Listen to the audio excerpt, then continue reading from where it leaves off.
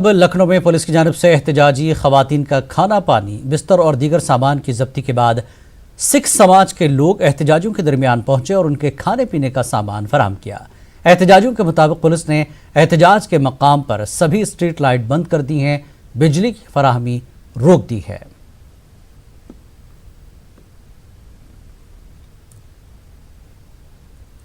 चाह रहे थे कुछ और अच्छे से अच्छा करना चाह रहे थे, लंगर भी लाने का मन था, मगर थोड़ा व्यवस्थित नहीं हो पाया मामला, इसलिए ये जो बन पाया उसको लेके आए। हम लोग चाय है, बिस्किट है, मट्ठी है, जो हम लोग से बन पा रहा अपने हिसाब से लेके आए सर।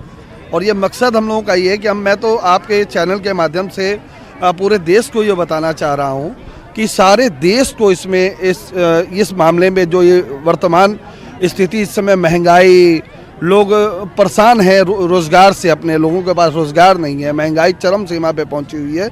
इस समय इस तरह की केंद्र सरकार को कोई इस तरह की व्यवस्था नहीं लानी चाहिए जिससे लोग परेशान हो जाएं, त्रस्त हो जाएं।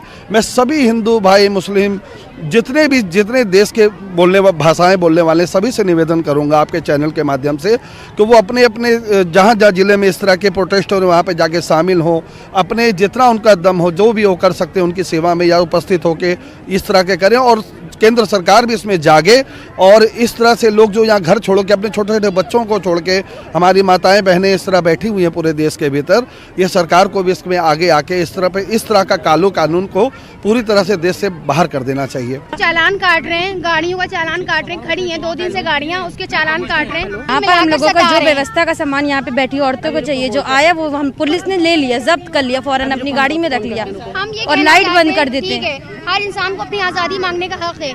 जैसे भगत सिंह ने मांगी थी अपनी आज़ादी, गांधी जी ने मांगी थी अपनी आज़ादी, हम भी अपनी आज़ादी लड़ कर लेंगे। हमारा इंडिया है, हमारा हिंदुस्तान है, हिंदुस्तान हमारा है, कोई अकेले किसी का नहीं है। क्योंकि यहाँ पे तो यही सीख है, यही सभ्यता है। हिंदू, मुस्लिम, सिख, ईसाई आपस में है भाई, तो हमको क्यों अलग कर दिया? हम मुसलमानों को क्यों अलग कर दिया? किस वजह से अलग कर दिया? ये हमें खुद मोदी जी बताएं, अमित शाह जी बताएं और बार बार झूठ बोले ऐसा कुछ नहीं, ऐसा कुछ नहीं, सब ऐसा है।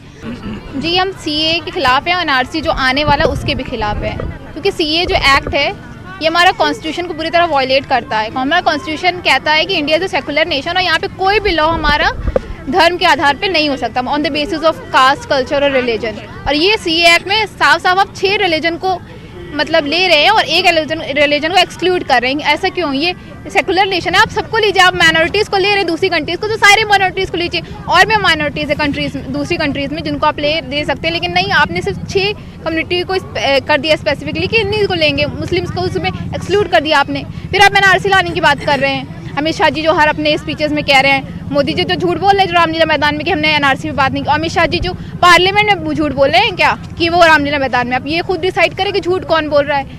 एनआरसी आएगा तो उसमें किसका नुकसान होगा? जो सीए में नहीं है, मुसलमानों का नुकसान होगा इसमें।